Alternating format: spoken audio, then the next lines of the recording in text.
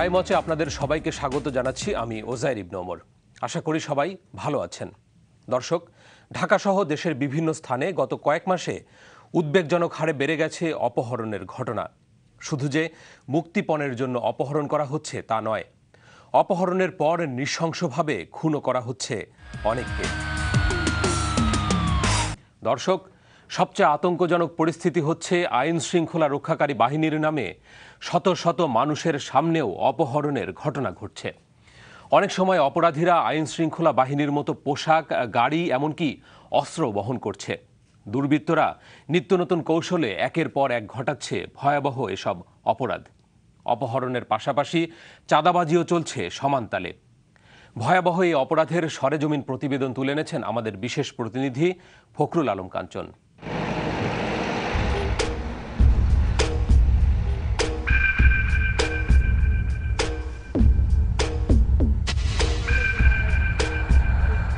অপহরণ এখন ভয়াবহ এক আতঙ্কের নাম।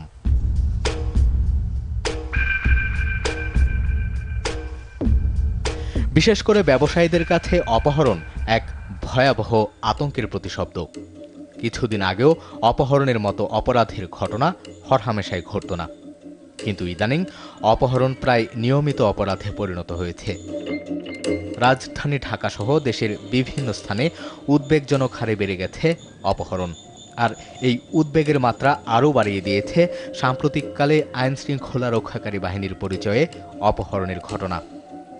অপরাধীরা আইন শৃঙ্খলা রক্ষাকারী বাহিনীর মতো পোশাক, গাড়ি, এমনকি অস্ত্রও ব্যবহার করছে।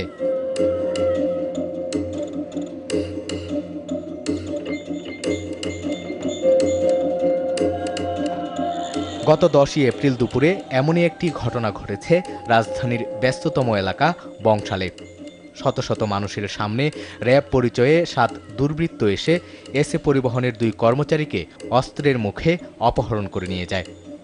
কেড়ে নেয় তাদের সঙ্গে থাকা প্রায় 2 লক্ষ টাকা, মোবাইল ফোন এবং অন্যান্য মালামাল।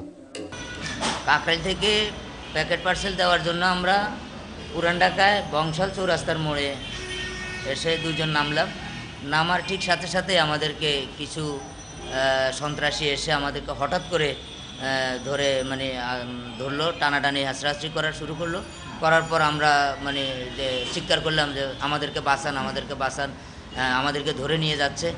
ওরা কারা, কি আসল বিষয় কিছুই জানি না। তারপর অনেক লোক ওখানে ভিড় জমার পরে ঠিক ওনারা গায়ে র্যাবের কোটি গায়ে দিল, অস্ত্র হাতে নিল। তারপর বলল যে আমরা র্যাবের লোক, ওনাদের বিরুদ্ধে কেস আছে, ওদেরকে আমরা ধরে নিচ্ছি, আপনারা কোনো রকমের এখানে কিছু করবেন না। তারপরে আমরা বহুত জোর জবরদস্তি আমাদেরকে গাড়িতে উঠাইলো। উঠানোর পর চোখ বেঁধে আমাদেরকে গাড়িতে শোয়াই বাঁধার পরে আমাদেরকে কোথায় নিয়ে গেছে আমরা আর এটার কোনো নিরুদ্দেশ আমরা কোনো আর স্থান চিনি না। তারপর আমরা 5:30টার সময় গাজীপুর এক শালবনের ভিতরে আমাদেরকে গাছের সাথে বেঁধে ওনারা চলে গেল। নামার সাথে সাথে ওরা হুতুস করে 7-8 জন আসার পরে ওরা শার্ট প্যান্ট পরনে আইটি ধরে আমাদের ব্যাকলে টানা হাসরাসি করার পরে আমরা সিলেসিলি করতেছি যে আমাদের বাঁচান, আমরা এসি পরিবহনের আমরা ডাক ডকুমেন্ট ডেলিভারি দিই। ওরা বলে যে না, এরা সন্ত্রাসী, এদেরকে আমরা নিয়ে যাব। কিন্তু পাবলিকে যখন বেশি জড়ো হয়ে যায়, ওরা গাড়ির ভিতর থেকে ওরা ওই র্যাবের পোশাক উঠাইয়া কুটি পরার পরে অস্ত্র হইলো। পাবলিকের বললো যে আপনারা করে সামনে আসেন না। এই বলার সাথে সাথে পাবলিক একটু থম দিয়ে গেল রাস্তার উপরে। এরপরে ওই পিছনের দরজার দিক যা 2 জনে আমাকে জোরপূর্বক ধরে ব্যাগটাক সহ টাইনে উঠে সাথে চোখ বেঁধে ফেলায়। তারপর দিয়ে যে গাড়ি চলতেছে, গাড়ি যাইতেছে কোথায় যাইতেছে তো জানি না। এরপরে হঠাৎ করে গাড়ি থামাওয়ার পরে আমাকে বললো যে কি চাস, বাঁচতে চাস না মরতে চাস? তা আমি বললাম যে ভাই, আমার জানটা ভিক্ষা দেন, আমার বাল বাচ্চা সব এতিম হয়ে যাবে। গাড়ি থেকে নামাইয়া সামান্য কতটুকু মনে করেন 15-20 হাত হবে আনুমানিক, ওখানে নিয়ে স্ট্রিক্টলি দাঁড়া করে রাখছে, চোখ বান্ধা, বলে যে কোথাও লড়বা না, এক স্থানে দাঁড়াই থাকো, পিছন থেকে গুলি করবো। এই কথা বললে আর কোনো শব্দ নেই। গাজীপুরের গহীন শালবন জঙ্গলে তাদের হাত পা বেঁধে ফেলে রেখে পালিয়ে যায় অপহরণকারীরা।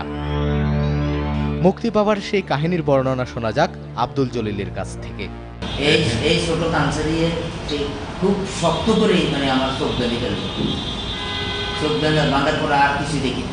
তারপরে এইভাবে বাঁধার পর আমি এরা চলে গেল, আমি ঠিক এভাবে পড়ে রইলাম, শরীরটাও দেখা মারছে অনেক। তারপর নীরবতা পালন করলাম। প্রায় 15-20 মিনিট পর একটু আস্তে আস্তে এই হাতটাকে খুব জোর করে মানে খোলার পর আমার এই হাতের এখানে এই যে দড়ির ইয়েতে রশির ঘষায় আমার এই হাতটার এনে আঘাত পাই। তারপরে খুব কষ্ট করে হাতটা খুললাম, খোলার পর আস্তে করে ঠিক এইভাবে একটু টানলাম, খুব জোরে টানার পরে আস্তে দেখলাম যে পাশের কোনো কিছু আছে কিনা, দেখলাম যে না, কেউ নাই, কোনো সারা শব্দ নেই। তারপর আস্তে আস্তে নিজের এটা পুরো খুললাম। গিট্টাটা কিন্তু খোলা সম্ভব না, গিটটা খুব খুব কষে গেছে।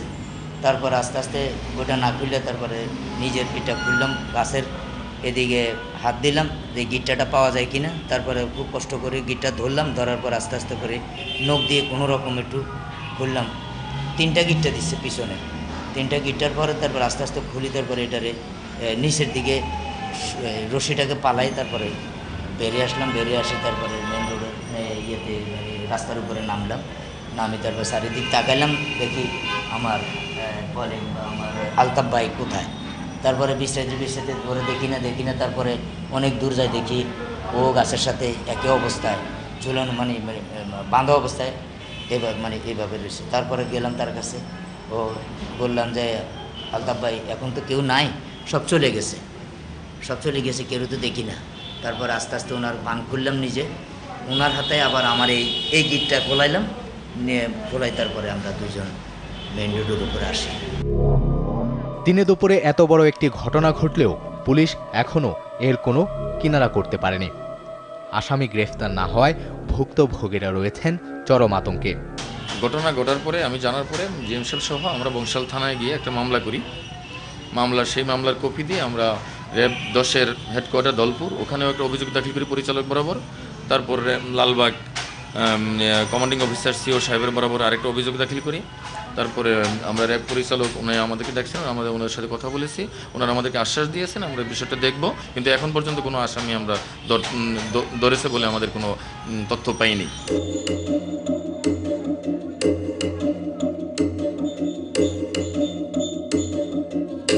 অপহরণের পাশাপাশি চাঁদাবাজির ঘটনায় আতঙ্কে আছেন পুরনো ঢাকার ব্যবসায়ীরা। গত 28 ডিসেম্বর তাঁতিবাজারের তরুণ স্বর্ণ ব্যবসায়ী আবুল কালাম আজাদকে চাঁদাবাজরা তার ব্যবসা প্রতিষ্ঠানের ভেতরে ঢুকে গুলি করে হত্যা করে।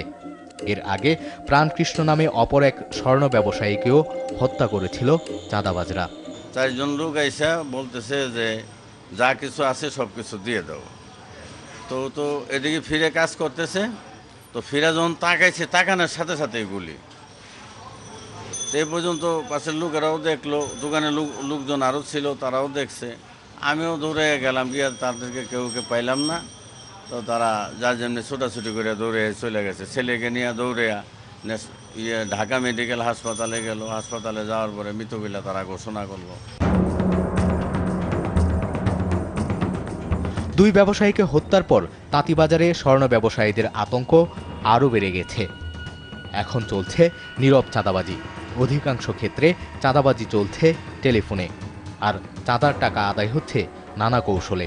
তবে এই চাঁদাবাজদের বিরুদ্ধে থানা পুলিশ করতে খুব একটা আগ্রহী হন না ব্যবসায়ীরা। এ বিষয়ে তারা এখন মুখ খুলতেও ভয় পান।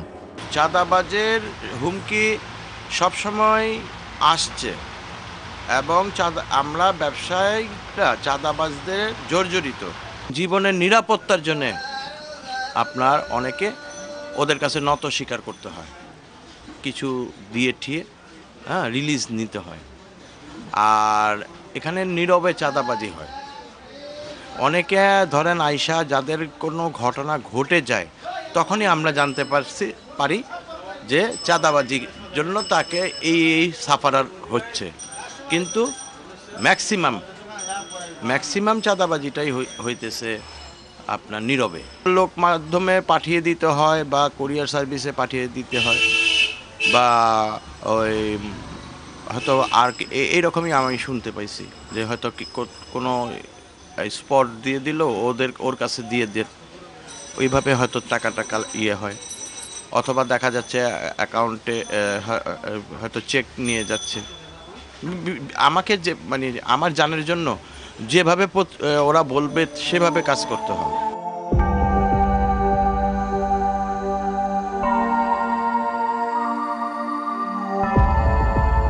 ব্যবসায়ীরা জানান, পুরনো ঢাকায় চাঁদাবাজি চলছে শীর্ষ সন্ত্রাসী ডাকাত শহীদের নামে। ব্যবসায়ীদের কাছে ডাকাত শহীদ এক মূর্তিমান আতঙ্ক। অনেক ব্যবসায়ী তার ভয়ে বাপদাদার বাড়ি, ব্যবসা প্রতিষ্ঠান বিক্রি করে চলে গেছেন অন্যত্র। অনেকে চাঁদাবাজির ভয়ে নিজের বাড়ি, নিজের দোকান সব কিছু বেচে কিনে হয় অন্য জায়গায় চলে গেছে। কোথায় গেছে তা আমার জানা নেই। আমি যখন বাসার থেকে বের হই, আমি বাসায় ফিরে যাব সুস্থভাবে যাব না লাশ হয়ে যাব, এইটা আমি যখন বাসার থেকে আমি বের হই, যখন আমি গাড়িতে উঠি, আমার অফিসে যখন আসি, তখন আমি মনে করি যে হয়তো আমি কিছুক্ষণের জন্য পরেই হয়তো আমি লাশ হয়ে যেতে পারি। চাঁদাবাজির জিনিসটা হলো নীরব, এটার কোনো নাই। একজনের নাম ধরে অনেক এরকম করতেছে, কিন্তু আসলে প্রকাশ্যে কেউ কিছু বলে না, বা কে কোথায় কি একজনের নাম ধরে এরকম। আর মানুষ হলো আতঙ্ক অবস্থায়। চাঁদাবাজি কখন কি কইরা যায় এটা তো বলা মুশকিল না। এটা প্রকাশ্যে শুনি, কিন্তু কেউ কখনো কয় না আমি দিছি। চাঁদাবাজি যেটা হয়েছে যেমন এখন মুরা নীরব। অপহরণ করে নৃশংসভাবে খুনের ঘটনায় ব্যবসায়ীদের মধ্যে আতঙ্ক ছড়িয়েছে। অনেক ব্যবসায়ী অপহরণের পর এখনও নিখোঁজ রয়েছেন।